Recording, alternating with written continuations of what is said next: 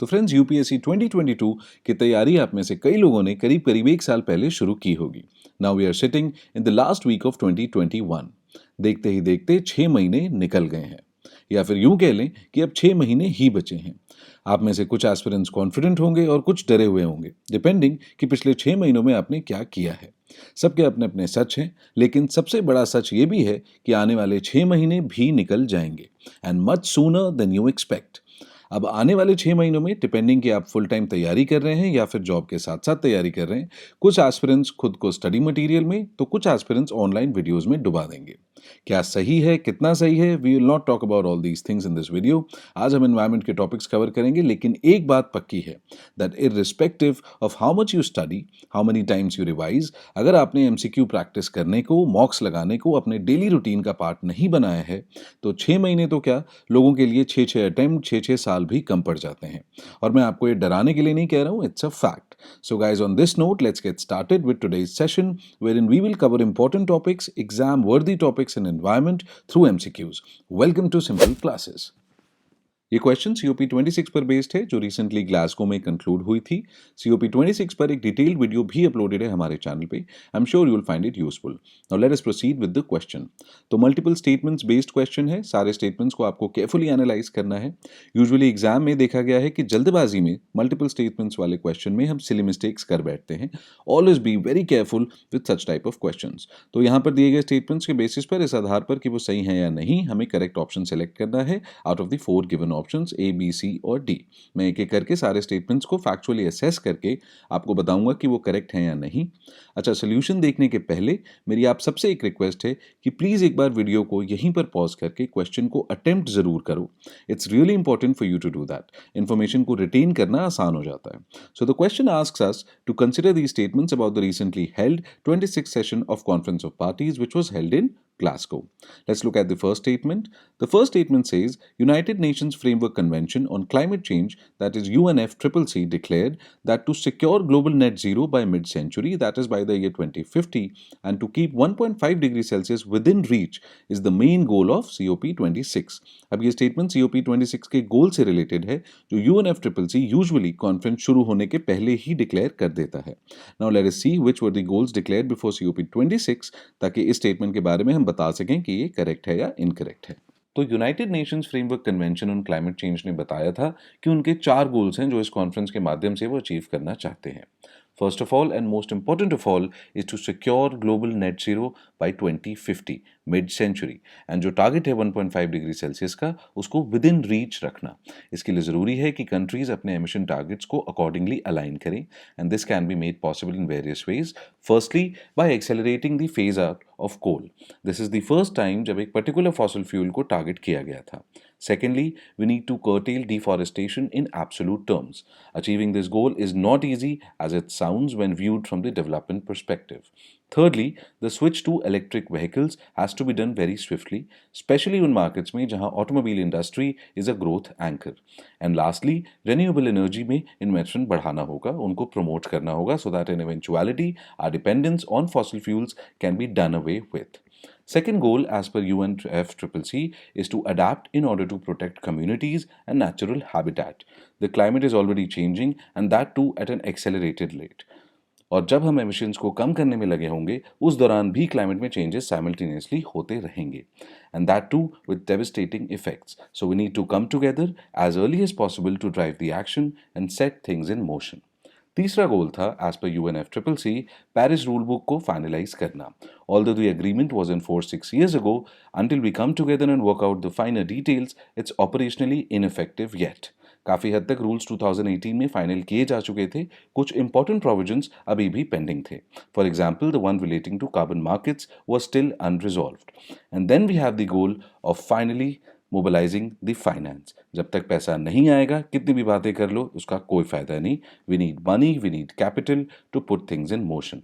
Developed countries whose growth has been fuelled by fossil fuels in the last centuries and more, उन्होंने $100 billion हर साल as climate finance देने का promise किया था, but they are yet to make good on that promise. So these are the goals that the host country, that is United Kingdom, along with Italy, had in mind, which gives us a fair idea as to what they were looking to achieve in this conference meet. So coming back to the question, statement 1 is correct. Securing global net zero and keeping 1.5 degree Celsius target within reach was definitely one of the primary goals as declared by UNFCCC. अब अगला statement देखते हैं. The second statement, it says that developed countries जैसे कि US, UK etcetera have promised 100 billion US dollars to fund climate action by 2025. अब देखते हैं यह सही है कि नहीं.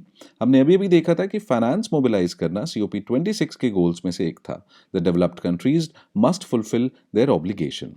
See every climate action has financial implication. पैसों के बिना तो काम चलेगा नहीं. As per estimates, trillions of dollars are needed to fund all the actions that are necessary to achieve climate targets. But money has been in short supply, sadly. अब developed countries के ऊपर एक ऑब्लिगेशन है क्योंकि उनके ऊपर historical responsibility है green house gases emit करने की वजह से. So they are expected to provide finance and technology to developing nations to help them deal with this climate change.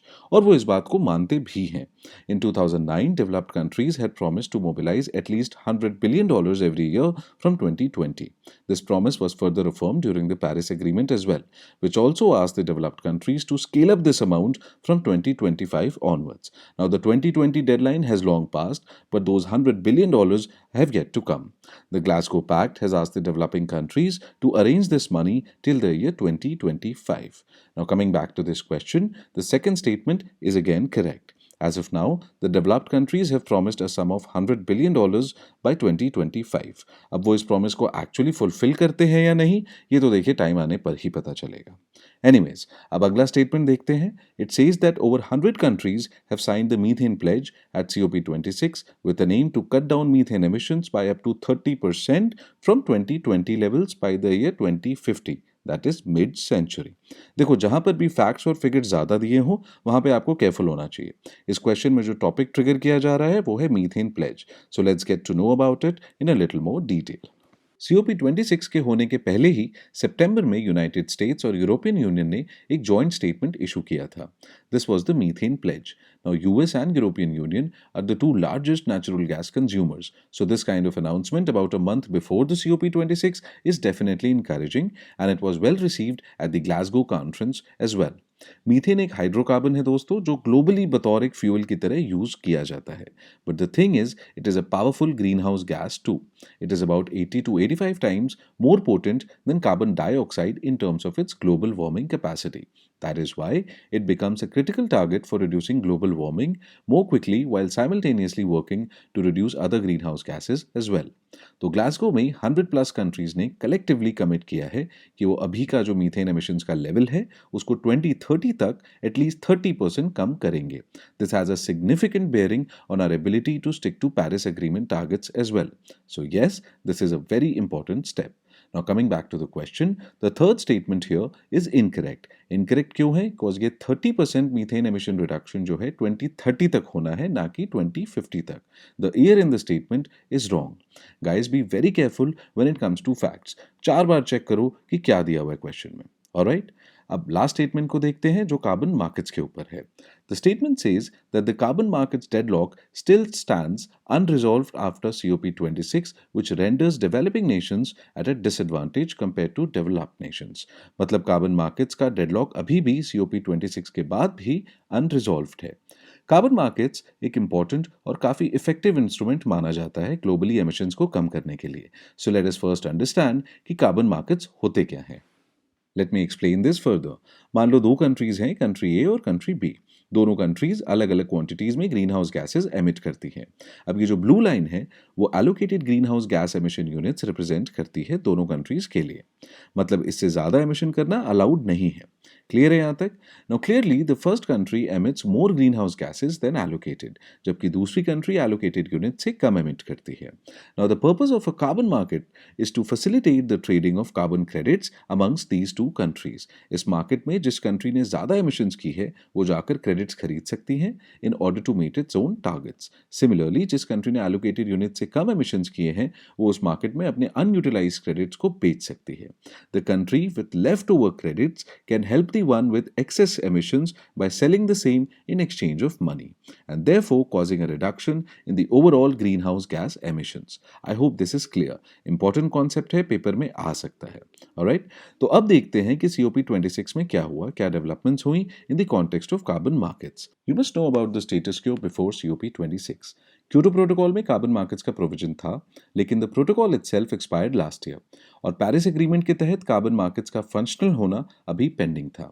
If you remember, अभी थोड़ी देर पहले जब हम COP26 के गोल्स डिस्कस कर रहे थे, हमने देखा था कि one of the goals was to finalise the Paris rule book.